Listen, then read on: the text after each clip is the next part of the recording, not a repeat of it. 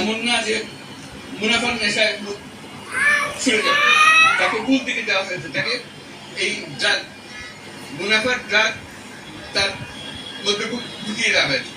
কাজে আমরা মূল মানুষকে আবিষ্কার করতে চাই। মূল মানুষ সে মানুষের উপকার করতে চায়, তার ভেতরে এটা আছে, সেটাকে মুক্ত করার জন্য ব্যবসাকে নতুন কাঠামো আনতে হবে। তখন আমরা করলাম সামাজিক ব্যবসা। সেই সামাজিক ব্যবসার পেছনে গেল একটার পর একটা আস্তে আরম্ভ করলো সামাজিক ব্যবসা। আজকে সেই সামাজিক ব্যবসাকে ব্যবসার খাতিরে, শিক্ষার খাতিরে আমরা বলি শিক্ষা ব্যবস্থাটা একটা চিন্তার কারাগার, চিন্তাকে মুক্ত করার আবদ্ধ করে রেখেছে। যেগুলো চালু আছে, যেগুলো আমাদের সমস্যার সৃষ্টি হচ্ছে, সেগুলোকে আমরা বারে বারে নিয়ে আসছি। সেই কারাগার থেকে মুক্তি পাওয়ার জন্য আমরা বললাম শিক্ষা ব্যবস্থাকে সম্পূর্ণরূপে পাল্টে ফেলতে হবে। সেখানে মানুষ চাকরির জন্য লেখাপড়া করবে, উদ্যোক্তা হওয়ার জন্য লেখাপড়া করবে, ব্যাংকিং সিস্টেম বদলিয়ে দিতে হবে যাতে করে মানুষ উদ্যোক্তা হতে পারে। যে উদ্যোক্তা হতে হলে টাকা প্রয়োজন, সেটা ইনভেস্টমেন্টের যে প্রয়োজন সেটা আর্থিক ব্যবস্থা থেকে আসতে হবে, তাহলে মানুষ উদ্যোক্তা হতে পারে। উদ্যোক্তা হওয়ার জন্য প্রাথমিক যে দায়িত্ব সেটা করা। এগুলোর পেছনে আমরা যে ব্যবসাকে বললাম যে ব্যবসা মুনাফার পেছনে ছুটবে না, ব্যবসা সামাজিক সমস্যার সমাধান, আমরা নাম দিলাম সামাজিক ব্যবসা। এটা প্রথম মনে করতে যায় ওদের পাঞ্জাবি, এটা খবর। আমার প্রত্যাশা হচ্ছে আমরা নতুন পৃথিবী করবো, আমরা 3-0 পৃথিবী করবো, 3-0 ওয়ার্ল্ড। এটা হলো আমাদের স্বপ্ন। এগুলো ছোটখাটো জিনিস, কি কার সাথে দেবে, কি দেবে, এগুলো নিয়ে আমাদের মাথা ব্যথা নেই। আচ্ছা, একটা জিনিস আপনাদেরকে একটু পরিষ্কার করি, এটা আমার বলা দরকার। সরকার বারবার বলতেছে, সকল পর্যায় থেকে বলছে যে এই মামলাটা সরকার করে নাই। আপনারা তো সাক্ষী, আপনারা তো কিছু বলছেন না।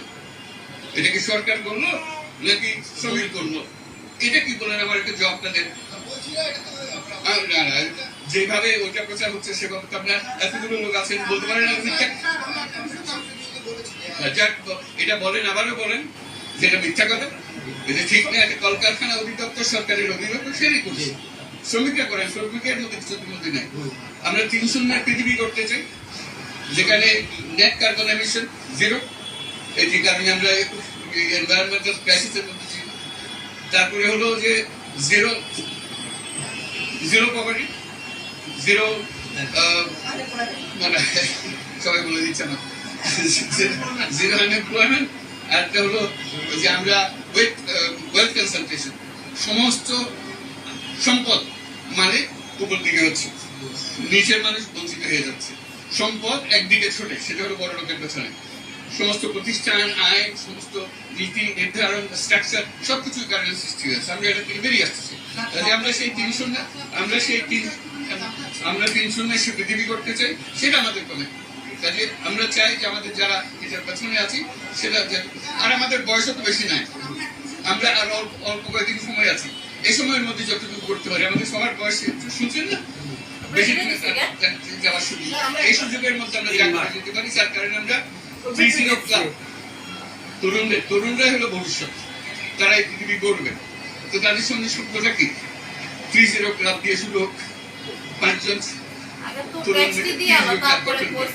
আমরা গত 1.5 বছর আগে শুরু করেছি, এখন 3000-এর বেশি 3-0 ক্লাব 35টা দেশে সৃষ্টি হয়েছে, যাতে করে তারাই এই 3-0 পৃথিবী করতে পারে। আপনারা সাংবাদিক, আপনারা সব তথ্য সংগ্রহ করেন, আমার মুখ থেকে শুনতে হবে তো কোনো কথা নেই।